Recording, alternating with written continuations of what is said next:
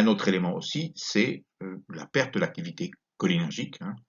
Il faut savoir qu'il y a l'acétylcholine qui est une hormone qui est le système cholinergique justement qui est touché dans la maladie d'Alzheimer avec une baisse de sécrétion de l'acétylcholine dans le cerveau et qui est impliqué dans la cognition, donc tout ce qui est fonction intellectuelle, le comportement et les activités quotidiennes. Il faut savoir que c'est particulier parce qu'on fabrique énormément d'acétylcholine, mais vous avez une enzyme qui s'appelle l'acétylcholinestérase qui détruit 9 dixièmes de cette acétylcholine. C'est pour ça qu'il y a eu des médicaments, on a eu une piste médicamenteuse de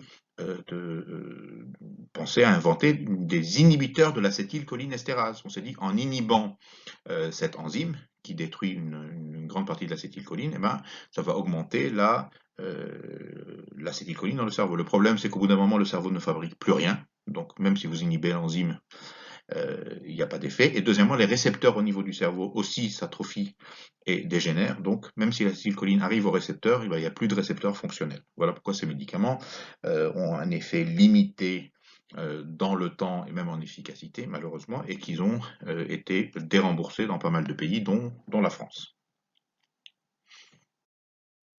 L'évolution clinique, on peut dire qu'il y a différents stades et que ça dépend des patients. Mais au départ, il y a les symptômes cognitifs, ensuite il y a la perte d'autonomie, et enfin il y a les problèmes de comportement, puisque la démence va affecter toutes les fonctions intellectuelles, ce qui va faire que les patients vont avoir des comportements désordonnés ou incohérents. Quels sont les facteurs de risque? On sait que c'est l'âge, l'incidence double tous les 5 ans après 65 ans. On pense qu'il y a une incidence de 30% après 90 ans. Le sexe féminin, particulièrement après 80 ans, on pense qu'il y a un rôle protecteur des œstrogènes avant, mais que après, le fait d'être une femme, ça pénalise plus. Génétique, présence de l'allèle E4 du gène codant pour l'ApoE. Donc ça, on peut faire des recherches génétiques quand on soupçonne une forme familiale. Les antécédents familiaux, justement. Il y a un risque ratio estimé entre 2 et 4 fois. On a 2 et 4 fois plus de risques d'avoir une maladie d'Alzheimer quand il y a déjà eu un cas dans la famille. Est-ce qu'il y a des facteurs de risque cardiovasculaires? On sait à présent que la tension, l'hypertension artérielle et le diabète sont des facteurs de risque d'Alzheimer, non seulement de démence vasculaire, mais aussi d'Alzheimer, ce qui est intéressant. Dépression, beaucoup de thérapeutes pensent que la dépression est un mode d'entrée dans la maladie d'Alzheimer, c'est-à-dire que toute maladie d'Alzheimer commence par une dépression. Moi, je n'irai pas jusque-là, mais c'est vrai que dans un certain nombre de cas, la dépression, elle est annonciatrice de la démence. Et les benzodiazépines, on se rend compte que beaucoup de patients qui ont pris des benzodiazépines, donc des calmants, on va dire, pendant des années, on se rend compte que chez ces patients-là, il y a une plus grande prévalence de maladies d'Alzheimer. Alors, est-ce que c'est à cause de la pathologie qui nécessitait la prescription de benzodiazépines ou la benzodiazépine elle-même, un effet du médicament? Ça reste à débattre. Les facteurs protecteurs.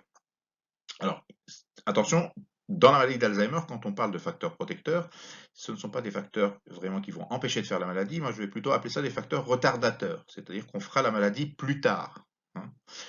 Et parfois, on la fait tellement plus tard qu'on finit par décéder d'autre chose, d'un infarctus ou, comme on dit, d'une mort naturelle. Donc, il y aura eu, ces facteurs auront joué leur rôle dans le sens où la maladie ne sera pas du tout survenue. Mais sinon, ils sont retardateurs, donc ces facteurs vont faire que deux personnes du même âge, avec le même terrain médical, un qui a des facteurs protecteurs et l'autre pas, et bien celui qui n'a pas de facteur protecteur, il va développer la maladie d'Alzheimer plus tôt. Alors l'alcool, est-ce que c'est les polyphénols dans les tanins du vin? Alcool modéré bien sûr, parce que sinon il y a les ravages de l'alcoolisme. On pense que dans les polyphénols, il y a des éléments protecteurs. L'exercice physique, on sait que la sédentarité est un facteur négatif sur le plan cardiovasculaire, mais aussi sur le plan de la démence.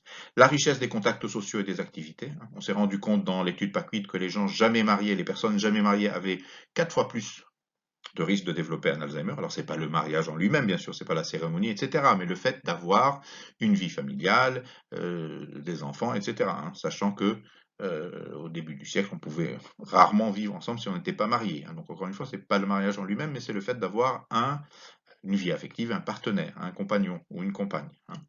Le niveau d'éducation, là on se rend bien compte que les gens qui ont un haut niveau d'éducation, qui ont fait de hautes études, ils ont ce qu'on appelle une réserve cognitive plus importante, donc le cerveau arrive à plus se défendre une fois qu'il y a le processus de la démence qui est enclenché, et donc va développer la maladie d'Alzheimer plus tard.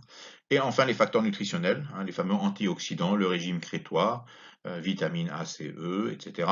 Là c'est vrai que c'est des études qu'il faut faire sur des dizaines d'années hein, pour que ce soit concluant, mais il y a probablement un rôle de la nutrition, hein, un rôle protecteur ou pas selon la qualité nutritionnelle. Alors les troubles du comportement, hein, ça c'est quelque chose qu'on va rencontrer dans la pratique en tant que soignant et euh, qui rend la prise en charge particulièrement difficile hein, pour des soignants et pour l'entourage. Hein. Donc 80% ont des symptômes psychologiques et comportementaux hein, qui peuvent stresser l'entourage ou même les impacter négativement sur le plan cognitif. Alors, les trois symptômes les plus fréquemment rencontrés sont l'apathie. Hein. L'apathie, c'est je n'ai plus l'idée de faire, je suis trompé par mon propre cerveau. Hein. Ce n'est pas, je n'ai pas la force de faire. Hein. Je n'ai pas la force de faire, c'est l'aboulie. Hein. L'apathie, c'est vraiment une perte d'initiative importante. Hein. La dépression et l'anxiété. Hein. Donc, qui qui vont devoir être supportés par l'entourage aidant, le conjoint, les enfants, etc. Alors, les signes cliniques, à la phase de début, c'est la mémoire qui est atteinte, pas tout le temps, mais dans 75% des cas. Les troubles du langage, hein, vous voyez les différentes caractéristiques. Des troubles attentionnels. Apraxie visuo-constructive, ça c'est le fait de pouvoir dessiner un cube ou faire un schéma un peu complexe, et plus ou moins perdre des repères temporels, et puis des troubles non cognitifs, modification de l'affectivité, tendance à l'isolement, apathie, désintérêt, abandon des activités, irritabilité, agressivité, anxiété, syndrome dépressif. C'est typiquement le grand-père ou la grand-mère qui s'intéresse plus aux petits-enfants, qui veut rester seul dans son coin, qui devient un peu insensible, alors que c'était quelqu'un qui était très famille, etc. Hein. Ça doit mettre la puce à l'oreille. Bah, la phase d'état, c'est vraiment quand le tableau est installé, c'est ce qu'on appelle le syndrome aphaso-apraxo-agnosique, c'est-à-dire que la mémoire des mots, la mémoire des gestes, la mémoire de la compréhension sont touchées, les patients sont désorientés, et puis surtout, il y a des troubles du comportement, hein, déambulation, agitation, fugue. Alors, on dit plus maintenant fugue, on dit comportement d'errance, hein, parce que le patient ne reconnaît pas où il est, donc il va chercher à aller vers un lieu familier. Hein. Donc, des comportements agressifs, mais parce qu'il est stressé, qu'il se demande qui sont ces gens autour de lui, ce qu'ils lui veulent, etc. Hein. Les troubles des conduites élémentaires, hein, donc il peut y avoir une désinhibition sexuelle, des problèmes dans l'alimentation, dans le rythme veille-sommeil, etc. Et il peut même y avoir des troubles psychotiques, hein, des délires, des hallucinations, etc. En phase terminale, malheureusement, la perte d'autonomie est complète hein, et le système nerveux souffre dans son ensemble. On peut voir des signes Parkinson, des myoclonies, des crises d'épilepsie. Hein, et là, c'est le stade terminal de la démence euh, qui donne un tableau vraiment de dépendance totale euh, et de communication impossible, donc de patients grabataires avec aucune autonomie. Alors, par rapport au diagnostic, il faut savoir que la maladie d'Alzheimer est sous-diagnostiquée en France. Elle est identifiée essentiellement au stade de démence, en moyenne 24 mois après son début. Alors pourquoi? Parce que c'est très progressif, parce qu'il y a un déni de la maladie par le patient et l'entourage, qu'il y a une confusion avec le vieillissement. Comme je vous avais dit, on fait de plus en plus à la place de la personne âgée sans se rendre compte. Hein. On suppose qu'il pourrait faire, mais on va faire à sa place pour l'aider, mais en fait il ne peut plus faire, il ne sait plus faire. Hein. Alors, on finit par consulter chez le médecin généraliste. Hein. Principalement pour des troubles de la mémoire, dans 75% des cas, hein, et se fait principalement à l'initiative de l'entourage, hein, puisqu'il y a très régulièrement dans la maladie d'Alzheimer ce qu'on appelle une anosognosie, hein, ça vient de A, le privatif absence, noso comme nosocomial, noso c'est maladie, et gnosie, prise de conscience, connaissance. Hein. L'anosognosie, L apostrophe A-N-O-S-O-G-N-O-S-I-E, anosognosie, c'est l'absence de prise de conscience de la maladie par le patient. Hein. Et donc, régulièrement, je vois en consultation des patients qui arrivent et je leur demande pourquoi vous venez. Ah, docteur, je viens parce que j'ai mal au dos. Alors que la famille qui est juste à côté s'arrache les cheveux. Mais non, on n'est pas là pour ça du tout. On est là pour la mémoire. Hein. La démarche diagnostique, il y a la présentation clinique, hein, bien sûr, il y a l'impression clinique du spécialiste, les tests neuropsychologiques, hein, les tests de mémoire, on demande la date, le jour, on demande de dessiner le cadran d'une horloge, etc. L'imagerie, donc ça peut être l'IRM ou bien de l'imagerie dynamique, hein, tomographie, etc. TEP, donc c'est des examens où on injecte un produit et puis on va voir quelles sont les zones dans le cerveau qui vont on va dire, s'allumer, hein, lors des clichés, hein, qui vont briller puisque c'est des produits qui vont comment dire, de laisser une trace, hein, au niveau du cerveau. Euh, Fluorescent, voilà, je cherchais le mot. Et sinon, il y a des biomarqueurs dans le liquide cérébrospinal ou céphalorachidien, hein, maintenant on dit cérébrospinal, et même le diagnostic moléculaire, le diagnostic génétique. Alors l'imagerie cérébrale, on va regarder l'atrophie, hein, les différentes régions dont l'hippocampe. Hein. Vous avez une classification, hein, un médecin qui s'appelle Sheltens qui a eu l'idée de classifier selon l'atrophie. Donc vous voyez là où il y a les flèches rouges, elles indiquent les hippocampes. Donc vous voyez 0, 1, 2, 3, 4, plus le score est élevé, plus l'atrophie est sévère. Hein, et plus les hippocampes sont ratatinés. Vous voyez. Voilà, après avoir parlé des généralités sur la maladie, sur les démences et sur la maladie d'Alzheimer, on aborde maintenant la démence à corps de Lévy. Hein, donc la démence à corps de Lévy diffuse, c'est 20 à 30% des démences, donc c'est une cause fréquente, pas aussi fréquente que la maladie d'Alzheimer, mais qu'on voit régulièrement. Hein. Donc, elle se caractérise par la présence au niveau du cortex cérébral d'une lésion neuropathologique qui sont les corps de Lévy. On peut en voir quelques-uns chez les patients alzheimériens, mais dans la démence à corps de Lévy, ils sont vraiment présents en nombre. Hein. L'âge de début, c'est 60 à 85 ans, hein, et elle a la caractéristique, cette démence, d'évoluer plus rapidement que la maladie d'Alzheimer. Hein. Mais c'est une démence, on va dire, jeune, puisque les premiers cas ont été décrits en 1980, hein, et les critères qui la définissent ont été affinés entre 1995 et 2005. Vous voyez, donc maladie d'Alzheimer, on va dire 1905, et démence à corps de Lévy, 2005. Vous voyez, donc elle est 100 ans plus jeune, la démence à corps de Lévy, que la maladie d'Alzheimer. Donc cliniquement, qu'est-ce qu'on constate? Il y a des signes qui sont proches de la maladie d'Alzheimer, il y a des signes qui sont proches de la maladie de Parkinson, une fluctuation des signes cliniques, hein, donc il y a des hauts et des bas, on va dire, et la présence d'hallucinations. Alors dans la maladie d'Alzheimer, il peut y avoir des hallucinations, mais pas au début, à un stade plus avancé de la maladie. Alors que là, dès le départ, il y a de l'Alzheimer, du Parkinson, des hallucinations. Hein. Je vous avais dit qu'il peut y avoir aussi des signes Parkinson dans la maladie d'Alzheimer, mais c'est beaucoup plus tard dans la maladie. Hein. La prise en charge du patient, c'est semblable à ce qui est proposé dans la maladie d'Alzheimer. Alors voilà les critères, je ne vais pas m'attarder dessus, surtout les paragraphes 1 et 2. Donc, il y a un déclin progressif des fonctions cognitives, perturbant l'activité sociale ou professionnelle, comme dans la maladie d'Alzheimer. Les troubles de la mémoire, présents ou non, au stade précoce, mais confirmés avec l'évolution de la maladie. Et puis un déficit pouvant être notable des performances aux épreuves d'attention, aux tests des fonctions exécutives. Hein, donc je rappelle, donc c'est organiser, planifier, organiser, exécuter, et les tests visuospatiaux, hein, de comparer des images, il y a des tests effectivement où on montre des vignettes, on demande quelle image correspond à la phrase, par exemple le camion descend, hein, et puis il y a 4 images, il y a seulement une des 4 images où il y a un camion qui descend, etc. Des tests comme ça. Et puis les critères principaux essentiels, hein, donc il faut 2 de ces critères pour le diagnostic probable et un seul pour le diagnostic possible. Donc d'abord, les fonctions cognitives fluctuantes et importantes variations de l'attention et de la vigilance, donc des patients qui parfois ne sont pas du tout concentrés, très endormis, parfois qui sont de nouveau présents, hein, et puis il n'y a pas de cause neurologique, il n'y a pas d'hématome dans le cerveau, il n'y a pas de tumeur. Les hallucinations visuelles récurrentes typiquement riches, hein, les hallucinations riches, vous savez, il y a des patients parkinsoniens qui sont sous traitement, quand ils sont un peu surdosés en traitement parkinsonien, anti-parkinsonien, ils peuvent voir de l'eau couler ou des choses comme ça, mais une hallucination riche, c'est voir quelqu'un qui rentre dans une pièce et qui met des fleurs dans un vase, par exemple, alors que rien de tout ça hein, n'existe. Hein. Je rappelle la différence entre une hallucination et une illusion. Une illusion, c'est voir un objet déformé. Hein. Dans l'obscurité, par exemple, il y a un coussin sur un canapé, on peut imaginer, on peut penser ou croire que ce coussin c'est un chat ou un animal. Hein. Alors que l'hallucination, c'est une perception sans objet, c'est-à-dire qu'on perçoit quelque chose alors qu'il n'y a rien. Hein. Et puis, la troisième condition, caractéristique motrice spontanée du syndrome parkinsonien. Vous voyez, donc des hallucinations, du Parkinson et des fluctuations importantes de la cognition et de la vigilance. Alors, les autres critères, c'est bon, une sensibilité aux neuroleptiques. C'est sûr que quand un parkinsonien vous donnez des traitements neuroleptiques, ça aggrave le Parkinson. Hein. Et puis après, vous avez des tests, des examens, etc. Et puis vous avez des critères associés qui sont en faveur, hein, des hallucinations d'autres types, des chutes, etc. Hein. Et c'est moins vraisemblable s'il y a des éléments vasculaires, hein, puisque c'est une démence dégénérative, ça. Donc si jamais il y a un accident vasculaire, d'arguments cliniques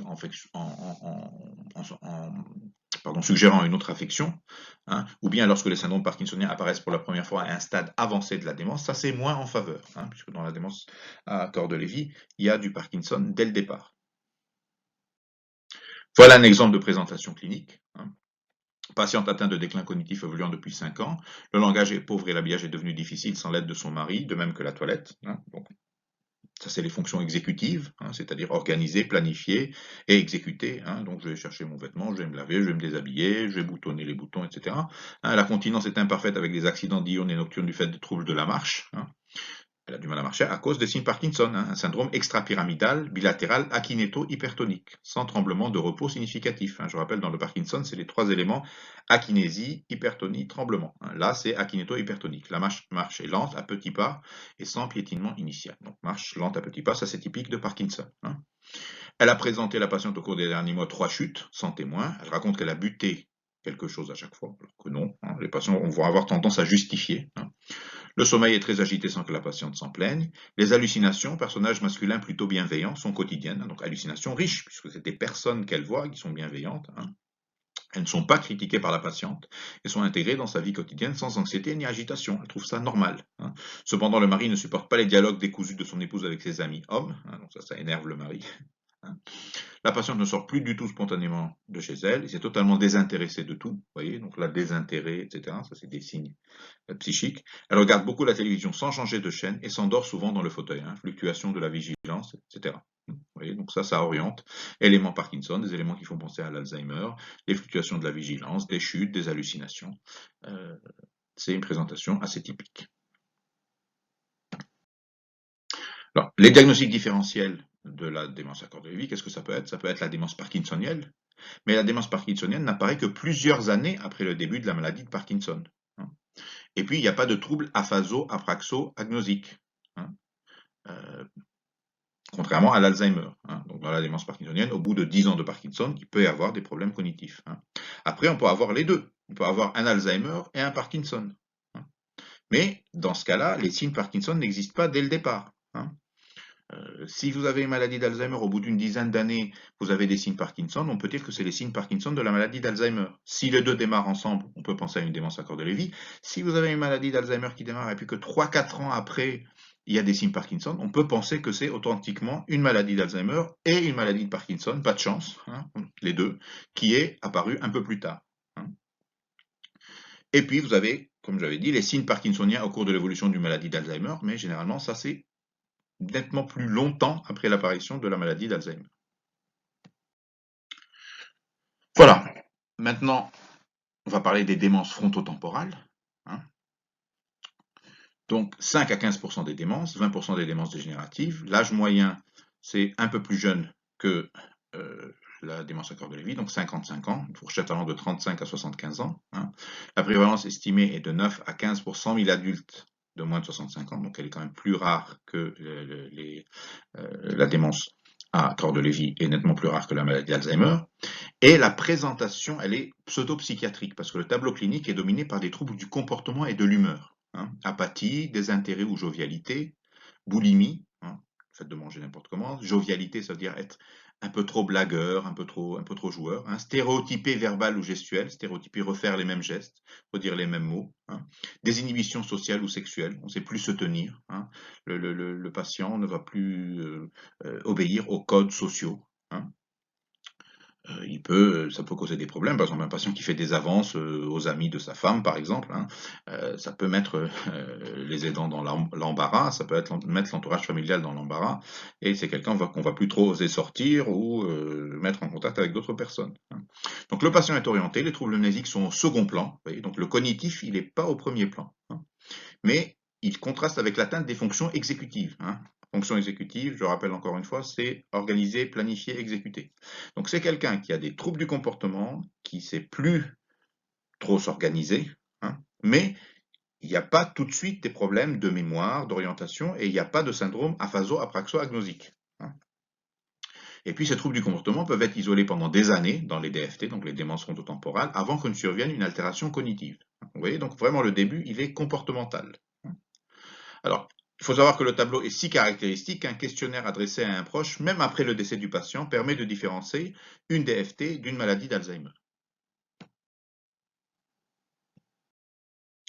Donc ça, c'est les caractéristiques cliniques des démences frontotemporales, hein, qu'on a exposées tout à l'heure. Donc je ne vais pas rentrer dans le détail, mais vous pourrez en prendre connaissance tranquillement.